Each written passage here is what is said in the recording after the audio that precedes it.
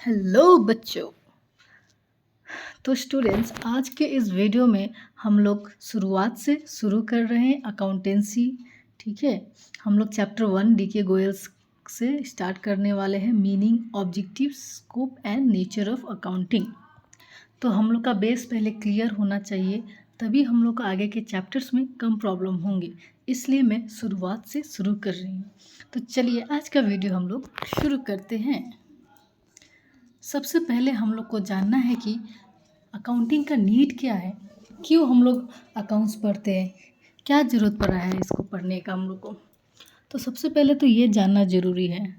ठीक है, तो जैसा कि हम लोग को पता है,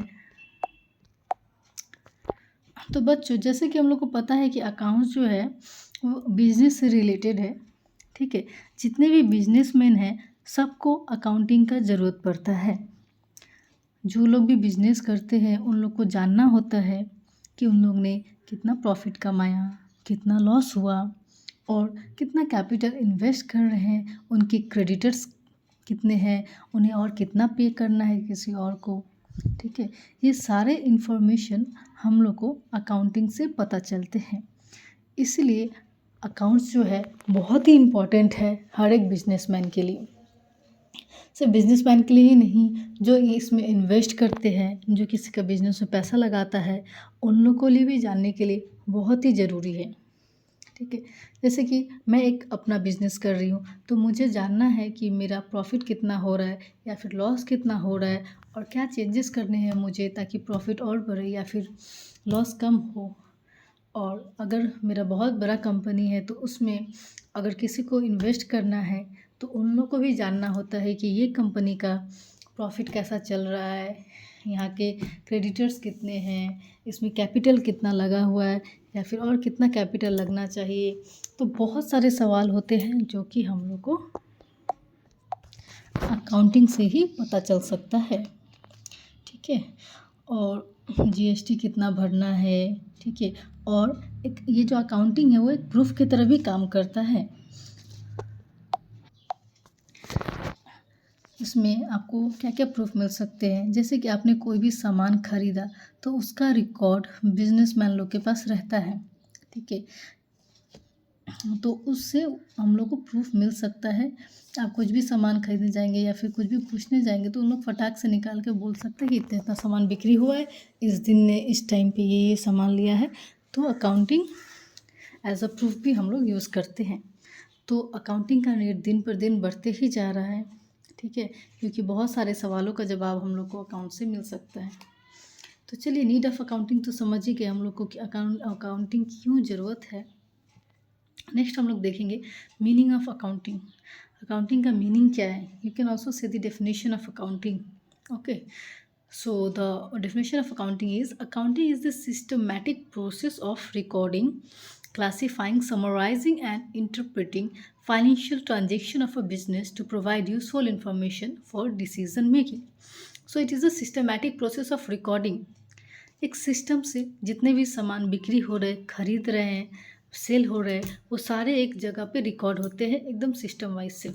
ठीक है, उसके बाद उसको क्लासीफाई किया जाता है, अलग अलग लेजर में हम लोग पोस्टिंग करते हैं। जो भी सेल्स, जितने भी सेल्स हो वो सारे सेल्स के लेजर में, जितने परचेस हुए वो सारे परचेस के लेजर में, जितने भी कैश, वो कैश मिला है, बिल्स रिसीवेबल है, क्रेडिटर्स है, डेबिटर्स है, सारे अलग अलग जगह पे क्लासीफाई होते हैं। उसके बाद हम लोग उसको समराइज़ करते हैं, मीन्स सबको एक जगह पे रख के हम लोग प्रॉफिट और लॉस कैलकुलेट करते हैं through trial balance and by making trading account, balance sheet.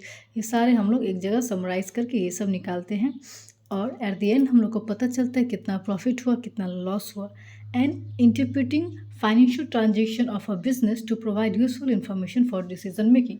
और ये जो हम लोग बनाएंगे वो कोई भी यूज़ कर सकता है बिजनेस के बारे में जानने के लिए। जितना भी इंफॉर्मेशन आपको बिजनेस का चाहिए, किसी भी बिजनेस का, वो आपको हम लोग का बैलेंस शीट से मिल सकता है। तो इसका मीनिंग एक्चुअल में ये है। ठीक है, नेक्स्ट है हम लोग को ऑब्जेक्टिव्स ऑफ अकाउंटिंग। तो इसका ऑब्जेक्टिव्स क्या अकाउंटिंग का, सबसे पहला to maintain systematic record of business transaction, कितने ट्रांजेक्शन्स बिजनेस में हो रहे हैं, कितने सेल्स हो रहे हैं, कितने परचेस हो रहे हैं। ठीक है, ये सारे ट्रांजेक्शन को मेंटेन करने के लिए अकाउंटिंग का बहुत ही खास रोल रहता है। टू डिटरमाइन प्रॉफिट और loss of the business, second है टू डिटरमाइन प्रॉफिट और लॉस। तो बिजनेस में प्रॉफिट हो रहा है, लॉस हो रहा है, तो पता करना पड़ेगा ना कितना क्या हो रहा है, नहीं हो रहा है। तो इसके लिए भी अकाउंटिंग बहुत ही ज़्यादा ज़रूरत है। Next is to a certain financial position, मतलब हम लोग का बिजनेस में एसेट्स कितने हैं, लाइबिलिटीज़ कितने हैं। ठीक है, ये सब जानने के लिए हम लोग का अकाउंटिंग का ज़रूरत है। Next to provide information to the users, okay, to be users to the users like owners, investor, government. तो हर एक बिजनेस के बारे में सबको जानकारी चाहिए होता है। अगर आप इन्वेस्टर से वो कंपनी में इन्वेस्ट कर रहे हैं तो आपको भी जानकारी चाहिए कि वो कंपनी बिजनेस कैसा कर रही है, ताकि आप और पैसा लगाए या फिर ना लगाइए, आप डिसीज़न ले सकते हैं। ठीक है, तो उसके लिए भी बहुत ज़रूरी है। Next to assist in decision making, to take decision that whether more capital should be invested और the more purchase should be done or the more assets should be bought in the business. To take the important decision, accounting is needed. Next is to ensure control over business activities. So if you want to control the activities of business, the accounting is most necessary. Okay, so now the next is nature of accounting. Accounting का nature कैसा है? Accounting is a process, it follows steps. ठीक है, एक step wise जाता है। जैसे कि सबसे पहले कुछ भी सामान बिक्री होता है उसको हम लोग रिकॉर्ड करते हैं, उसके बाद उसको क्लासीफाई करते हैं। ये हम लोग पहले भी डिस्कस किया था, लेजर में हम लोग अलग अलग लेजर बनाते हैं, क्लासीफाई करते हैं, सेल्स बुक, परचेज बुक। उसके बाद समराइज करते हैं हम लोग, एक जगह पे सारे चीज़ रखते हैं, ट्रायल बैलेंस बनाते हैं, trading account, profit and loss account, balance sheet, ये सब बना के हम लोग समराइज करते हैं कि एक्चुअल में कितना प्रॉफिट हुआ, कितना लॉस हुआ, कितने डेप्टर से, कितने क्रेडिटर से, कितने एसेट से, लाइबिलिटी, ये सब हम लोग समराइज करते हैं। Next it is a both art and science, that is it requires skills and judgment. Science art है, एक कला है रिकॉर्ड करने का। आप कुछ भी ऐसे नहीं कि जैसे तैसे रिकॉर्ड कर दिए, सबका एक रूल है, उस हिसाब के हम लोग को ही रिकॉर्ड करना पड़ता है। ठीक है, that's why it is an art and in science also. Next is follow systematic rules and principles. Just now I said that it follows the rules and principles. Like we record, whenever we start a business we record as cash account debit to capital account, मतलब cash आया business के अंदर, so cash account debit to capital account. We can't record as capital account debit to cash account. ठीक है, हम लोग उल्टा नहीं कर सकते क्योंकि इसका एक रूल्स है, प्रिंसिपल्स है। हर चीज़ अलग अलग जगह पे क्लासीफाई हुआ है, हर एक का अलग अलग प्रिंसिपल्स है, अलग अलग रूल्स है। ठीक है, तो उस हिसाब से एक सिस्टमेटिक रूल फॉलो करता है। It records only monetary transactions, so the जो भी बस पैसे से रिलेटेड है वही ट्रांजेक्शन यहाँ पे रिकॉर्ड होता है। जैसे कि आप मान लो कि आप बिजनेस में एक सेल्स मैनेजर को अपॉइंट कर रहे हो, बस अपॉइंट कर रहे हो और उसका सैलरी 70,000 है मान लो, तो आप क्या रिकॉर्ड करोगे? इसमें क्या रिकॉर्ड करोगे? आप कुछ भी रिकॉर्ड नहीं कर सकते, बस क्वांटिटी, कितना पैसा हुआ, कितना आपका खर्चा हुआ, बस यही रिकॉर्ड करते हो भी मॉनिटरी ट्रांजेक्शन में। लेकिन एक सेल्स मैनेजर को अपॉइंट कर रहे हो, वो आप रिकॉर्ड नहीं कर पाओगे, उसका सैलरी इतना है वो भी नहीं रिकॉर्ड कर पाओगे। हाँ, जब सैलरी आप पे कर रहे हो, 70,000 पे कर रहे हो सैलरी, उस टाइम आप रिकॉर्ड करोगे। ठीक है, लेकिन उसने अपॉइंट हुआ ये आप रिकॉर्ड नहीं करोगे उसमें। That's why it is said that it record only monetary transactions. Next, it is historical in nature. That is based on past data. It provides information, not decision. It's a service activity for user. So it is historical in nature. Means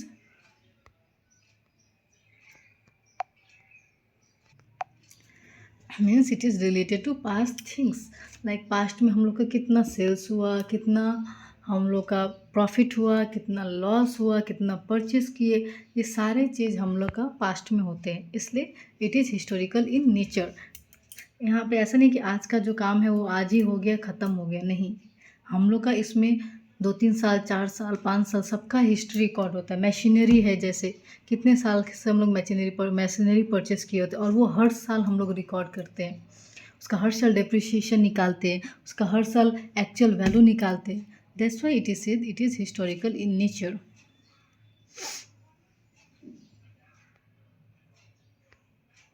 Next is our difference between bookkeeping and accounting. So now we'll know the difference between bookkeeping and accounting. So first of all, it is a process of recording financial transaction in books of account. So bookkeeping means you are आपका sales हुआ और आप जो sales हुआ वो record कर रहे हो अपने एक बुक में, उसको बोलेंगे बुक कीपिंग. ठीक है. इसके बाद जाके मेन जो शुरू होता है उसको बोलते हैं accounting. Like accounting is the process of recording, classifying, summarising and interpreting financial data. उसके बाद हम लोग क्या करते हैं, उसको एक जगह सही से हम लोग रिकॉर्ड करते हैं. ठीक है. क्लासीफाई करते, अलग अलग उसका बुक्स बनाते, समराइज करते. फिर वो जो हम लोग का जितना भी प्रॉफिट और लॉस आए वो सब हम लोग जो भी इन्वेस्टर्स है, इंटरनल यूज़र्स है या फिर एक्सटर्नल यूज़र्स है कंपनी के, उन लोग को हम लोग डाटा बताते हैं. नेक्स्ट बुक कीपिंग में है स्कोप में है लिमिटेड इन स्कोप. इसका स्कोप ज़्यादा बड़ा नहीं है, छोटा सा ही है. और अकाउंटिंग का बहुत ही वास्ट स्कोप है. It is wider in scope. समझ गए दोस्तों. Next is objectives. ऑब्जेक्टिव्स है to maintain systematic record of transaction. तो इसका मेन ऑब्जेक्टिव बुक कीपिंग का क्या है, that it will maintain a systematic record of transaction. And the main objectives of accounting is that it will ascertain profit and loss and financial position of the businesses. ठीक है. Accounting हम लोग को बताता है फाइनेंशियल पोजीशन क्या है business का, प्रॉफिट कितना, लॉस कितना. बुक कीपिंग हम लोग को एक रिकॉर्ड देता है ट्रांजेक्शन्स का. Next will discuss about the stage. And the stage for book keeping, it is the primary stage. मतलब शुरुआत में जो भी होता है वो बुक कीपिंग से स्टार्ट होता है, इसलिए इसको प्राइमरी स्टेज बोलते हैं. नेक्स्ट है हम लोग का अकाउंटिंग. बुक कीपिंग जब ख़त्म होता है उसके बाद हम लोग का अकाउंटिंग शुरू होता है, इसलिए इसको सेकेंडरी स्टेज में रखा गया है. ठीक है. नेक्स्ट है knowledge level. So book keeping के लिए आप लोग को लिमिटेड नॉलेज काफ़ी है, उससे आप बुक कीपिंग शुरू कर सकते, परफॉर्म कर सकते. But for accounting you have to have higher level of knowledge than that of a book keeper. आप समझ गए होंगे दोस्तों. बच्चों कुछ भी डाउट हो तो आप कमेंट बॉक्स में पूछ सकते हैं मुझसे. ठीक है. नेक्स्ट डिफरेंस बिटवीन हम लोग देखते हैं, डिफरेंस बिटवीन अकाउंट और अकाउंटेंसी. ठीक है. ये तीन चीज़ को आपको बहुत ही अच्छे से दिमाग में रखना होगा ताकि आप जब भी कुछ सॉल्व करें या फिर जब भी अकाउंटेंसी पढ़े तो आपका नॉलेज क्लियर होना चाहिए. इसलिए मैं शुरुआत से शुरू कर रही हूँ क्योंकि मेन इंपॉर्टेंट बेस होता है. अगर बेस आपका क्लियर नहीं रहेगा, कोई भी कुछ भी पूछा तो आप नहीं बता सकते. ठीक है. तो चलिए पहले इसका डिफरेंस देख लेते हैं. अकाउंटिंग का और अकाउंटेंसी में ये डिफरेंस है कि अकाउंटिंग का तो अभी हम लोग पढ़ा था. It is the process of recording, classifying, summarising and interpreting financial transactions. Accountancy का it is the systematic body of knowledge that deals with principle, concept and techniques of accounting. So जो accounting है और accountancy है, ठीक है, हम लोग जो बुक है हम लोग का पढ़ते हैं उसको हम लोग क्या बोलते हैं, अकाउंटेंसी बुक है ना. तो इसमें अकाउंटेंसी बुक में क्या क्या दिया है हम लोग को, हर एक चीज़ बताया है ना. कैसे डील करना है, कैसे प्रिंसिपल्स यूज़ करना है, कैसे रूल्स यूज़ करना है, कैसे क्या क्या कंसेप्ट है और क्या क्या टेक्निक्स अकाउंटिंग के, सारे चीज़ हम लोग अकाउंटेंसी में पढ़ते हैं. ठीक है. और अकाउंटिंग एक्चुअल में अकाउंटिंग क्या है, बस रिकॉर्ड करना, क्लासीफाई करना और समराइज करना और उसमें जितना प्रॉफिट है लॉस है उतना कैलकुलेट करना, यही बस अकाउंटिंग में आता है. अकाउंटेंसी ये एक बॉडी ऑफ नॉलेज हो गया जिसमें कि अकाउंटिंग कैसे करना है वो सारी चीज़ें इसमें बताए जाते हैं. आई होप सो आप लोग सभी को समझ में आ रहा होगा. Next nature, practical activity process. ठीक है. तो अकाउंटिंग एक प्रैक्टिकल एक्टिविटी है, इसमें जो भी है प्रैक्टिकल थिंग्स होते हैं. और अकाउंटेंसी में हम लोग थियोरेटिकल फील्ड ऑफ स्टडी है, हम लोग यहाँ पे पढ़ते हैं कैसे अप्लाई करना है, क्या क्या रूल्स होते हैं, क्या क्या इसमें थ्योरीज है, वो सारे हम लोग पढ़ते हैं. Scope, limited to preparation of accounts and financial statement. तो अकाउंटिंग बस इतना ही है, हम लोग जो भी प्रिपेयर करते हैं प्रॉफिट एंड लॉस निकालते हैं उतना ही बस इसमें. और अकाउंटेंसी वाइडर है, अकाउंटिंग से भी वाइडर है accountancy. Okay. Wider scope including rules, principle and standards. So this all are included in accountancy. Rules, principle, standards, functions, deals with actual financial data and transactions. So accounting deals with financial data and transaction and accountancy provide guidelines and framework for accounting. I hope so you have understood it. And the next is users of accounting information. So who are the users of accounting informations? कौन कौन use करते हैं? सबसे पहले internal users देखते हैं. Internal users are the person who have a direct interest in the business. ये जो वो लोग इंटरनल यूजर्स होते हैं जिसको कि डायरेक्ट इंटरेस्ट होता है ये बिजनेस में. ठीक है, जैसे कि आप एक बिजनेस खोले हैं और आप उस कंपनी का मालिक हो, तो सबसे पहले तो आपको उसमें इंटरेस्ट होगा ना, जानने में कि कितना प्रॉफिट हो कितना लॉस हो. बाद में जब आपका कंपनी नाम हो जाएगा, अच्छा काम करेगा, तो अब जाके बाहर वाला जानने का कोशिश करेंगे. ठीक है, तो सबसे पहले प्रोप्राइटर या फिर हम लोग बोल सकते ओनर. प्रोप्राइटर को हम लोग ओनर भी बोलते हैं. जो ओनर ऑफ द कंपनी है वो इंटरनल यूजर्स होता है और वो लोग डायरेक्ट इंटरेस्ट अपने कंपनी में रखते हैं, इसलिए उन लोग को इंटरनल यूजर्स बोला गया है. मैनेजर, उन लोग को जानना होता है हर टाइम कितना प्रॉफिट हो रहा है कितना लॉस हो रहा है, कितना क्या चेंजेस करने हैं कंपनी में और प्रॉफिट कमाने के लिए या फिर लॉस को कम करने के लिए. जो बोर्ड ऑफ डायरेक्टर्स होते हैं, ठीक है, ये सब मीटिंग करते हैं क्या हुआ नहीं हुआ, कैसे क्या करना है नहीं करना. तो ये सबको हम लोग इंटरनल यूजर्स बोलेंगे. एक्सटर्नल यूजर्स कौन है? बाहर के लोग, कंपनी के बाहर के लोग. Individual organisation who have present और future interest in the business enterprise. अभी इंटरेस्ट या फिर फ्यूचर में इंटरेस्ट हो सकता है उस बिज़नेस को देखने के बाद, but are not part of management, लेकिन उस मैनेजमेंट का पार्ट नहीं है, उसको हम लोग एक्सटर्नल यूजर्स बोलते हैं. जैसे कि इन्वेस्टर्स, जैसे कि हम लोग किसी भी कंपनी में पैसा लगाते हैं as through buying equity shares. ठीक है, हम लोग हो गए external investors. Short term creditors, जो उन लोग को बाकी देगा, उन लोग को तो जानना पड़ेगा ना कि कंपनी कैसा चल रहा है नहीं चल रहा है, हम लोग को पैसे मिलेंगे भी कि नहीं मिलेंगे, कि हम लोग का पैसा बैड डिप्ट हो जाएगा, रिकवर ही नहीं होगा, ये सब जानना उन लोग को बहुत ज़रूरी है. जो भी क्रेडिटर्स होते हैं उन लोग को बहुत ज़्यादा जानना ज़रूरी होता है, क्योंकि उन लोग का अगर बिना जाने उन लोग किसी को भी पैसा दे देंगे तो उन लोग का पैसा डूब सकता है. इसलिए उन लोग पहले देखते हैं कि ये कंपनी का पोजीशन कैसा है, उस हिसाब से उन लोग उसको पैसा देते हैं. अगर कंपनी का पोजीशन अच्छा नहीं है उन लोग क्यों देंगे, उन कंपनी तो डूब जाएगा ना, फिर पैसा रिकवर ही नहीं होगा. सो इसीलिए जितने भी रिजल्ट है, फाइनेंशियल डाटा है, ये सब देखने के बाद ही क्रेडिटर्स लोग दोबारा से बाकी देते हैं. Next is long term creditors. Tax authorities, public, government and their agencies. Tax authority जो टैक्स बनाते हैं उन लोग को देखना होता है किस हिसाब से कहाँ पे कितना टैक्स लगना चाहिए, कितना किस हिसाब से कितना इनकम हो रहा है, कितना प्रॉफिट होता है, कितना मार्जिन है. उन लोग सब ये डाटा यूज़ करते हैं. गवर्नमेंट यूज़ करते हैं किसी भी कंपनी में इन्वेस्ट करने के लिए या फिर कुछ पॉलिसीज़ बनाने के लिए. ठीक है, पब्लिक, जैसे कि हम लोग को जानना होता है कोई भी कंपनी का अगर हम लोग शेयर्स खरीदे तो हम लोग सबसे पहले देखते हैं कि उसका हर क्वार्टर में कितना सेल्स हो रहा है, कितना प्रॉफिट हो रहा है, या फिर ईयरली उसका प्रॉफिट ग्रोथ हो रहा है कि नहीं हो रहा है, सेल्स को ग्रोथ हो रहा है कि नहीं हो रहा है. ठीक है, कितने मार्जिन से ग्रोथ हो रहा है. तो ये सब देखने के बाद ही तो हम लोग उसमें इन्वेस्ट करते हैं ना. अगर किसी भी कंपनी का हम लोग चेक करेंगे कि कंटिन्यू उसमें लॉस हुआ है तो आप क्या इन्वेस्ट करोगे, या फिर आपको उसके बारे में कुछ पता ही नहीं है और अंधा गुंधा जाके इन्वेस्ट करोगे? आप नहीं करोगे. ठीक है, कोई बेवकूफ़ ही होगा जो जाके इन्वेस्ट करेगा, उस कंपनी में पैसा देगा. हाँ, अगर लेकिन अगर आपको बहुत ही नामी कंपनी है, ठीक है, नाम कैसे बनता है? प्रॉफिट से ही बनता है. सो एज्यूम करके आप लोग इन्वेस्ट कर भी देते हो. ठीक है, इसीलिए बहुत सारे लोगों का लॉस भी होता है. शेयर मार्केट में क्यों लॉस होता है? इसी कारण लॉस होता है, अंधा गुंधा जाके पैसा लगा देते हैं. ये नहीं करना चाहिए. हमेशा हम लोग को कंपनी का सारे फाइनेंशियल्स स्टेटमेंट्स, उसके रिजल्ट जितने भी है प्रॉफिट और लॉस का, वो सारे हम लोग को जानने होते हैं. ठीक है, उसके बाद ही हम लोग को इन्वेस्ट करना होता है. लेकिन बहुत कोई बिना जाने इन्वेस्ट कर देते, इसलिए शेयर मार्केट में बहुत ज़्यादा लॉस हो जाता है हम लोग को. आई होप सो सभी को समझ में आ रहा है. नेक्स्ट देखते हैं हम लोग क्या, limitation of accounting. So what are the limitations of accounting? It is influenced by personal judgment. ठीक है, influence by personal judgment means हम लोग बहुत सारे केसेस में अपना जजमेंट लगाते हैं.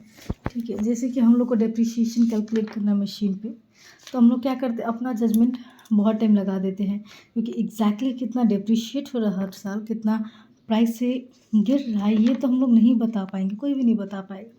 तो एक जजमेंट रखा गया है, उस हिसाब से हम लोग डेप्रिसिएशन कैलकुलेट करते हैं. इसलिए इसको लिमिटेशंस क्या है, इन्फ्लुएंस बाय पर्सनल जजमेंट. ठीक है, बहुत ही डिफ़िकल्ट होता है कुछ भी प्रिडिक्ट करना. एक्चुअल लाइफ कितना है एसेट्स का, तो इसलिए हम लोग थोड़ा बहुत अपना जजमेंट लगा के उस हिसाब से डिप्रिसिएशन कैलकुलेट करते हैं, ठीक है।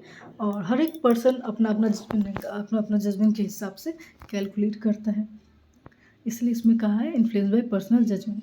नेक्स्ट है based on accounting concept and conventions. So concept और कन्वेंशंस क्या है, जैसे कि बहुत सारे कंसेप्ट होते हैं उस पर अकाउंट्स को प्रिपेयर किया गया है, ठीक है। और बहुत सारे जो प्रॉफिट्स है और फाइनेंशियल पोजीशन है जो कंपनी बता रहे वो हो सकता है कि रियल ना हो, ठीक है। जैसे कि कुछ भी एसेट्स है बैलेंस शीट में शो किया गया है, हो सकता है कि वो पहले का दाम में दिखाया गया हो या फिर अभी का दाम में दिखाया गया हो, ठीक है। पहले का जो दाम था और मार्केट वैल्यू जितना है उसमें बहुत सारे डिफरेंस हो सकते हैं, ठीक है। तो हो सकता है कि उसका सेल बहुत ही कम हो या फिर ज़्यादा हो उस हिसाब से। सो बहुत सारे लोग जो है अपने हिसाब से कुछ भी डाल सकते हैं इसमें, इसलिए लिखा गया है based on accounting concept and convention. तो अगर इस टाइप से करेंगे तो एक्चुअल प्रॉफिट और लॉस डिस्क्लोज नहीं होगा बिजनेस का, ठीक है। और मान लो कि बहुत सारे जो इनकम्स होने वाले फ्यूचर में वो नहीं दिखाया गया है टैक्स इवेशन करने के कारण। तो बहुत सारे कुछ ऐसा होता है ना जो उन लोग नहीं दिखाते हैं, तो उसके कारण क्या होता है जो एक्चुअल प्रॉफिट और लॉस है वो नहीं हम लोग देख पाते हैं, इसलिए इसमें लिखा है based on accounting concept and conventions. Next is incomplete information. तो बहुत टाइम हम लोग को इनकम्प्लीट इन्फॉर्मेशन मिलता है जिसके कारण एक्चुअल प्रॉफिट और लॉस हम लोग बिजनेस के बारे में नहीं पता कर सकते हैं, ठीक है। Next is omission of qualitative information.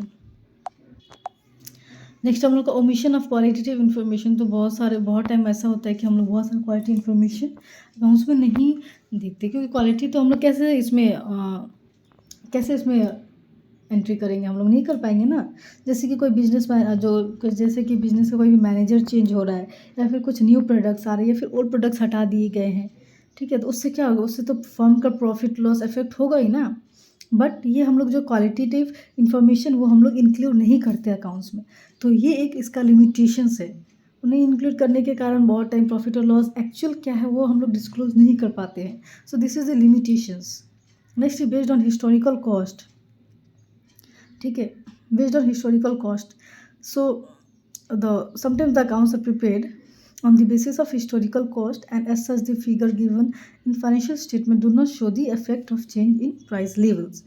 So like sometimes the machinery cost of machinery, its actual cost was 5 lakh rupees, okay, and now maybe the price has decreased or increased, okay.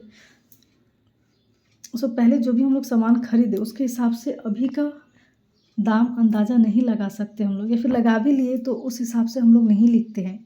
कभी कभी हम लोग under value करके लिख देते हैं, कभी कभी ओवर वैल्यू करके लिख देते हैं, ठीक है। तो इसके कारण क्या होता है ट्रू फाइनेंशियल पोजीशन बिजनेस का हम लोग को नहीं पता चलता है, इसलिए इसका लिखा है इसमें based on historical cost. Based on जो हिस्टोरिकल कॉस्ट होता है वो एक बहुत ही बड़ा लिमिटेशंस होता है। बिल्डिंग्स हो गया, मशीनरी हो गया, स्टॉक हो गया, बहुत सारे जो भी पहले के दाम में खरीदा गया अभी उसका दाम एक्चुअल में क्या है नहीं पता, जैसे तैसे हम लोग अंदाज़ा करके रिकॉर्ड करते हैं।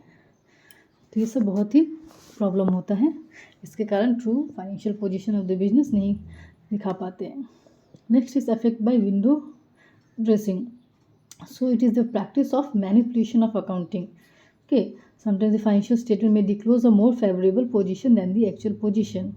Okay, for example, you can say that the purchase made at the end of the year may not be recorded, or the closing stock may be overvalued. Hence, correct decision cannot be taken on the basis of such financial statement. Okay, friends, I hope you have understood.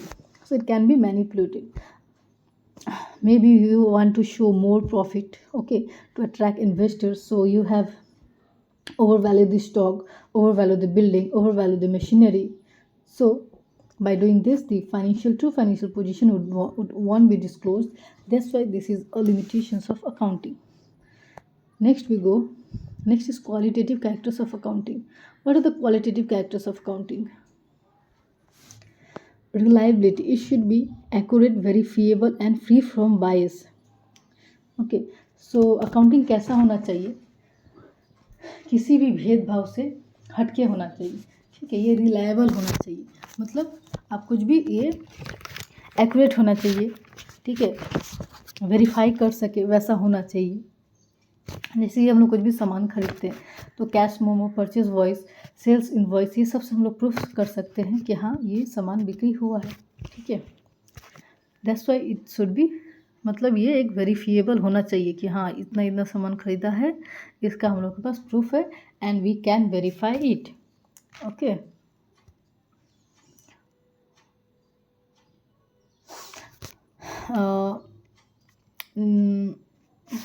let so students, suppose if your company is continuously reporting losses, okay, and अचानक से क्या हुआ कि आपको profit आ जाता है, ठीक है। तो कोई भी इन्वेस्टर जो उसमें इन्वेस्ट करे वो खोजेंगे ना कि अचानक से इसको लॉस हो रहा था लेकिन इसको अचानक से प्रॉफिट कैसे हो गया, माजरा क्या। So if you are the owner of the company you can show that yes, this is our invoices, this is our cash memo, you can see how much sales we have done and you can prove it. Then the investor will gain confidence in your business. That's why it should be reliable. You can you can give proof of your profit and losses. Okay, next, relevance, it should be useful and capable of influence the decision. So it can influence your decision, okay. Unnecessary and irrelevant information should not be included in financial statement. Information must be capable of making difference in decision, that is it must help management, investors, creditor and other users of the accounting information in making decision. Suppose, for example, the information regarding the rate of dividend paid by a company in previous year is a relevant information for the investor, since it provides a basis for forecasting future dividend. Similarly, while reporting debtors in the balance sheet, it is the total amount of debtors which is relevant and not the number of debtors. Okay. It means suppose you are paying the rate of dividend at the 5% rate of dividend to the investors. Okay. Previously you have paid this much. So in future you can say that you can, इसके हिसाब से आप आगे future में decide कर पाओगे कितना हम लोग को डिविडेंड देना है, ठीक है। और उसके हिसाब से आप लोग ये भी पता कर पाओगे कि कितना डेप्टर्स था, ठीक है, कितना अमाउंट ऑफ डेप्टर्स था, नॉट कि नंबर ऑफ डेप्टर्स था, कितना टोटल बाकी है, ठीक है।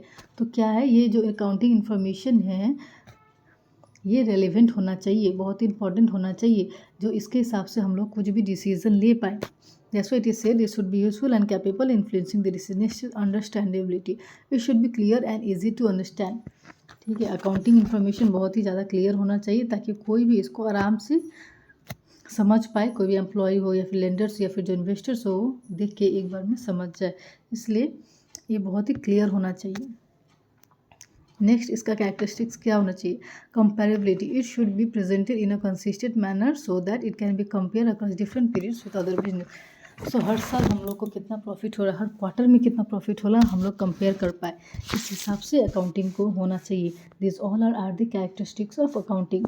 Next is faithful presentations, it truly and fairly represent the actual financial position and performance of a business without bias और error.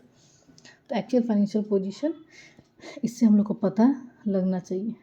Okay, that's what it said, faithful presentations, it must be true and fair view, it must show true and fair view of the business. Okay बच्चों, I think आप लोग को सभी को समझ में आ गया है। नेक्स्ट हम लोग कुछ क्वेश्चंस करते हैं इसके बेसिस पे, ताकि आपको और भी इसका कंसेप्ट क्लियर हो जाए। और 5 मिनट से 10 मिनट लगेंगे, बस आपका फर्स्ट चैप्टर लगभग कंप्लीट है। बाकी आप लोग एक बार रिवाइज कर सकते हैं अपने बुक से, किसी भी बुक से, मेनली मैं CBSE बुक से करा रही हूँ, ठीक है।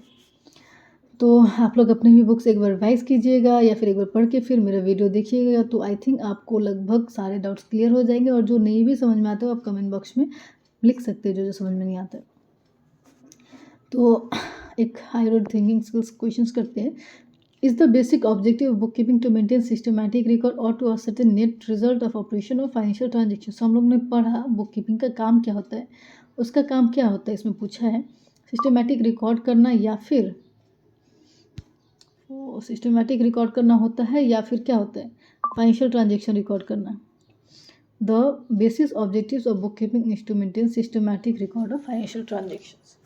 Next, a firm follows a practice of giving the figures of previous year along with the figure of current year. Now the accountant of the firm wants to discontinue this practice. Do you justify this decision? क्या आप ये decision मानेंगे, justify कर पाएंगे? A firm follows the practice of giving the figures of previous year along with the figures of current year. ठीक है, मतलब आप पिछले साल और इस साल का भी आप हर साल क्या करते हो, अमाउंट बताते हो. तो अब अकाउंटेंट है ये नहीं करना चाहता, वो डिसकंटिन्यू करना चाहता है, तो आप क्या अपना डिसीजन देना चाहोगे? यहाँ पे लिखा है नो. आप ये डिसीजन को मानोगे? नहीं मानोगे, क्योंकि हम लोग को हमेशा कंपेरेबिलिटी करना ही होता है. Comparative current decision figures with that of previous year is a